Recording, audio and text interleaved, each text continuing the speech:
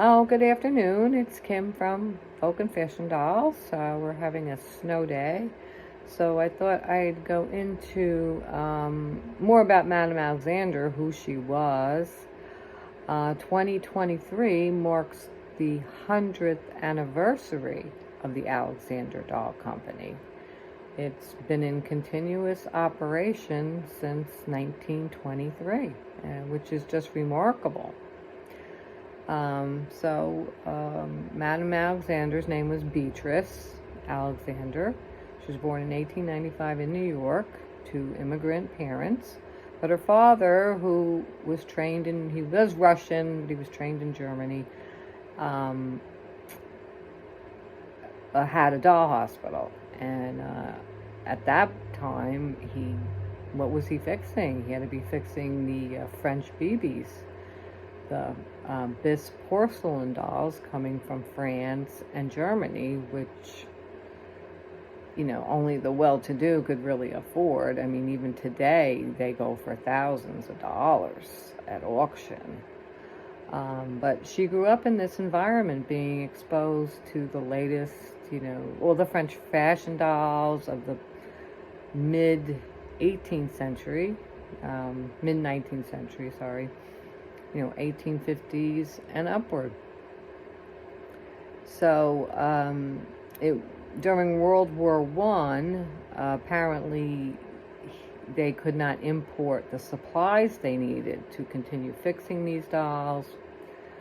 So she and her sisters turned to sewing dolls, making cloth dolls, and she just had a natural talent at expertly dressing these dolls, creating, her own unique outfits, using beautiful colors and arrangements, and it was pointed out to her that she should start her own business, even though she was already married and had her first and only child by 1919. By 1923, she was fairly well known and was encouraged to open up her own shop and her own brand. And that's what she did. In 1923, she, with the support of her husband, she did open up a shop. But now, in the beginning, she was making only cloth dolls and what we call stuffed animals with human faces, but they were smartly dressed. And her, even though at the time, now this is the 1920s, composition dolls were already on the market by the major doll companies like Ideal, F&B. People could order these mama dolls, were very popular. They could order them through the Sears catalog. She just, did things her own way, and she just stuck with the cloth dolls. And she soon found out that people, especially grandmothers, would buy things that they were characters that they were familiar with, namely storybook characters. So she made like Alice in Wonderland dolls. She made Hansel and Gretel. She used, a lot from the Grimm's fairy tales. Kate Greenaway, who was an English Victorian woman, artist, and graphic artist. She put the paintings in her own nursery rhyme books from popular children's nursery rhymes. So she did characters like this, and this continued until the 1930s. So she didn't get into the composition dolls until the mid-1930s, when she put out the 7-inch Tiny Betty and the 9-inch Little Betty dolls. And they were dressed as international dolls as well as storybook characters. By then, she was very astute. After 10 years of business, she knew she had missed out on the licensing for Shirley Temple. So she, kept her ears open for the next big thing. One of them was the Dion quintuplets out of Canada. She produced those dolls in composition. And apparently she read Gone with the Wind, the book, which was published, I think, in 1936. She read that over one weekend, and she knew she had to put out a Scarlet doll. So she was very smart that and this is before the movie came out, she got the publishing rights from, not the publishing rights, she got the right to license and use the name Scarlett O'Hara from the publisher. Okay, so in her mind, she pictured what Scarlett should look like, and in fact, the first Scarlett doll was dressed in yellow. And I guess based on what she read in the book, she developed the striped outfits. And okay, but then when the movie finally came out, and it turned out to be like a huge success and still one of the best movies of the 20th century, her Scarlet dolls were her mainstay in composition. She put out a lot of, she sold a lot of Scarlet dolls. But she then, as the 1940s came, her composition dolls became better quality. Let's say the little dolls that were made in composition, they haven't held up that well unless you can find them in the box. But I'm trying to think of the 1940s.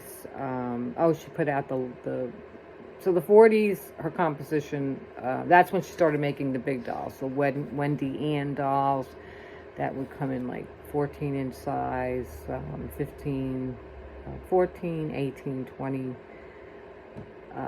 1-inch size. She also had the license to put out Princess Elizabeth and Princess Margaret Rose in the late 1930s in composition. And later on, she did the coronation set in the early 50s, and I could believe it was plastic. So she followed the trend of what was going on. You got to remember, this is pre-plastic. So first there were cloth dolls in the 1920s and composition dolls 30s and 40s, and then plastic really didn't come out in the doll world until she was one of the first, I think, in 1949. Most of the major companies, it was in the early 50s, the fabulous 50s, and the fashion dolls made of the hard plastic. So Little Women, she was one of 4 girls, so she identified with the book by Louisa May Alcott, Little Women. And even starting in around 1930, she put out 4 cloth Little Women dolls. That was another mainstay. She did make them again in the 1940s in composition. And then when plastic came out, she put out the Little Women dolls in all different sizes as the years progressed. Okay, so in the 1950s, it was, hard plastic was all the rage, and the development of joints and different faces, and that's when she won her fashion awards. She always was, her dolls, first of all, were not sold in run-of-the-mill places. They were sold in the finest department stores, and if you had a doll shop, you had to be a well-established doll shop to carry her dolls. And you had to abide by her rules. I'm talking by the 1950s. She did not, when she said the retail price, that was the retail price, because she wanted to keep the playing field even. Like, it wasn't fair if Macy's, in her mind, she didn't want to see Macy's doing it like 20% off when the doll shop, you know, a couple blocks over could not afford to do something like that. So she was good in that way with keeping very strict standards. And then I know that lasted up until the 80s because I did have some friendships with doll shop owners because I was a repeat customer. But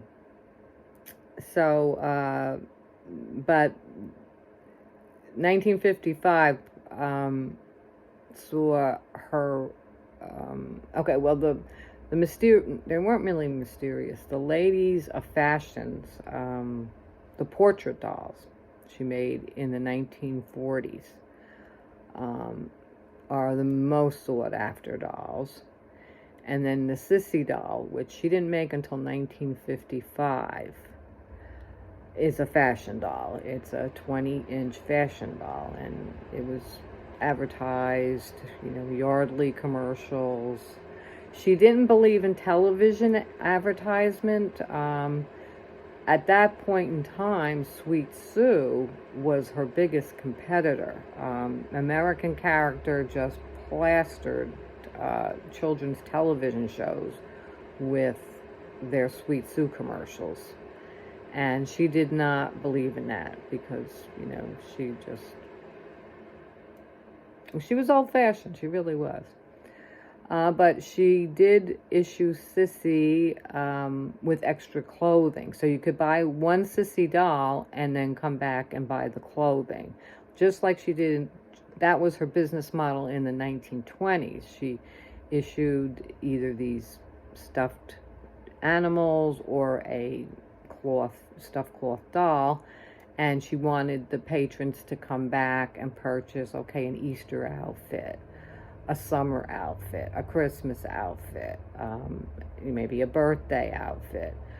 And that's when she learned that I guess it wasn't working out too well, and she stuck with her storybook characters, which has been the mainstay. Oh, also, I don't know if I mentioned that she did put out a line of international dolls in the 1930s in the 7-inch and 9-inch little Betty dolls. But they have really not held up well over the years. You know, if you can find one mint in the box, that's great. You know, I never collected them because I never really found one in good condition. So when I present my international series, I'm going to stick just with the modern dolls, 1961 to 2022. So the 50s saw, then towards the end of the 50s, we see the introduction of vinyl. Her, was it Elise doll was made in vinyl. And then that's what you see then, the hard let me back up. Actually, her 8-inch Wendy doll, which she introduced in the 50s, was very popular. A lot of other doll companies like Vogue had the Ginny dolls. They were very popular amongst as play dolls. And they came as walkers, you know, head-turning walkers, and they were made of hard plastic. So, and she did call her 8-inch doll Wendy. So the Wendy doll is what she did use in hard plastic when she introduced her 1961 internationals. So she kept that hard plastic doll going. And it's still used today in a hard plastic, which is great because vinyl does discolor, and it's, you know, something you have to keep out of the sun. It gets discolored, you know, when exposed to sunlight. Yet, the early hard plastic does have problems with the plastic decomposing somehow and giving off this horrible cheesy smell, and it's only in a few models. But there are a lot of other doll companies, the same thing. But as long as I've owned the 8-inch Wendy dolls, I have not known, I have not smelled that at all. So anyway, and then she's always put out baby dolls in vinyl, the Hug'ems, that's been another mainstay. And then as I presented the 80s saw the rebirth of the international line. They were still made as hard plastic dolls, no longer walkers. And that has each year since, like 1985, new international dolls have been introduced. Now, in 1988, she did sell the company, and she was well into her 90s. That's why a lot of true old collectors feel that, well, it's not being made by Madame Alexander anymore, so it can't be the same doll. But a lot of these dolls are planned ahead. And I read in one of the books that she already had 5 to 6 years of dolls planned when she sold the doll in 1988. The doll company in 1988. She then died in 1990 at age 95. And I believe a grandson was still very active in the company, even though there were other owners. And it did go through several ownerships. The KLL dolls, Con Lucas Lancaster, bought it in 2011, I think, 2012. Anyway, what's nice is they put the catalogs online. So all you have to do is go to madamealexander.com, and you can, browse the dolls. Right now, there's no dolls for sale because the toy fair has not come out yet. In the doll world, the dolls have to be exhibited at a toy fair, and then that's when the major department stores or sellers take their orders. And then the dolls will be issued sometime in the spring based on the orders. So I'm very anxious to see what they do for the 100th anniversary, what they bring back, who they reissue. I'm hoping. I lost my train of thought where I was going. And I'm sorry, I don't know how to edit a video, so I have to... So let me go into the books. I collect more than just Madame Alexander dolls. And I find I have a lot of old books. So Cloth Dolls by Polly Judd, the Judds, mother and daughter team, they put out really good books on hard plastic dolls, European costume dolls. Because I collect, a lot of different types of dolls. And here's another European costume dolls, because I like travel dolls. Well, if they're the right size and the right look, but I like to identify them. So this helps me a lot identify, because you can pick up like a box lot of these old. They're people think they're old junky dolls, but they were made in other countries. So these help me identify the dolls in the countries.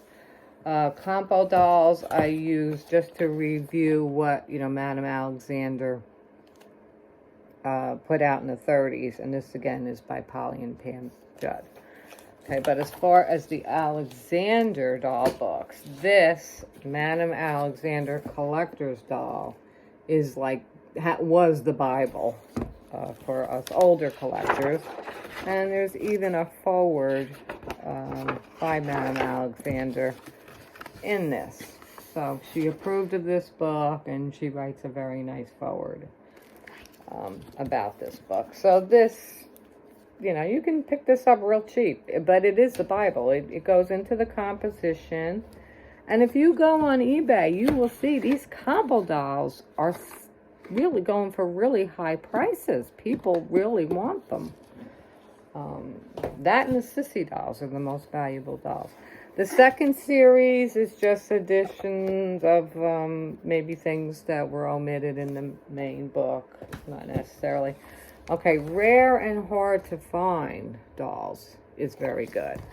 And I had forgotten that there's a whole section here on the 7-inch and 9-inch little Betty dolls.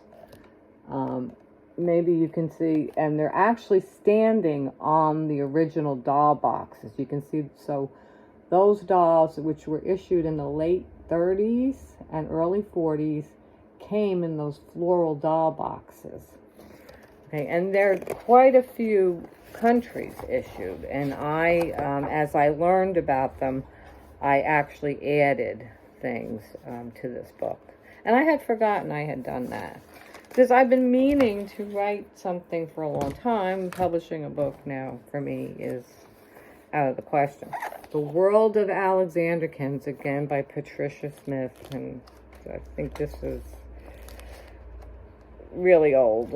It's really good for the Alexanderkins or the 8-inch plastic dolls. So she goes into all the Wendy's in different costumes. And then in the back, there's the original international sets.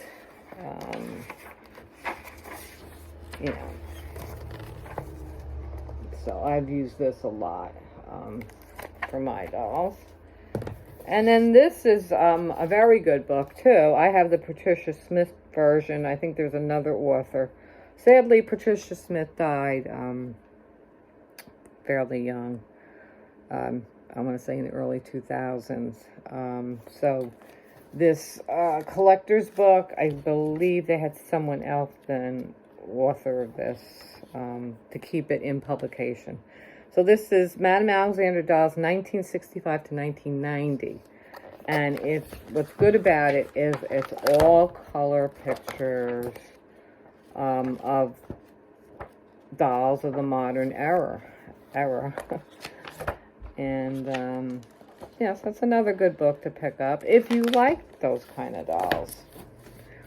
So I just wanted to share my library with you, and remind everybody that this is the 100th anniversary of Madame Alexander dolls, and I hope they continue making dolls. It looks like now they may have gone through ownership changes again, because something on the website said around 2018, pardon us, we are going through, we have new owners or something. And and they put out, the princess dolls that they issued as internationals, that was actually started in 2017.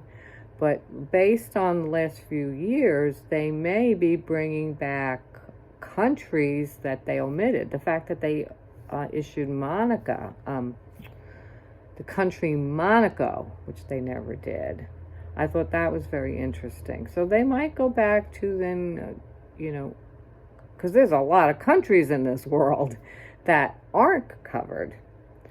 And I finished my chronicling of the dolls. Okay, so between 1961 and 2022, over 320 different international costumes were issued. And I'm not including the mold changes. If I included the mold changes, because like I said, the same costume was issued, say, the 1960s to 1986, you're talking 3, possibly 4 doll mold changes. I'm not even counting that. So just in costumes alone, I counted approximately 320. So, the next thing I hope to do is review at least the Bentley Walkers and the boxes they came in. and the bent knee dolls, and then I'll try to do it chronologically. So thank you for tuning in. I hope you enjoyed this, and I'm sorry, I'm old school. I don't know how to edit my video, so when I stumble across my words, I apologize. And thank you for watching. I'll see you soon.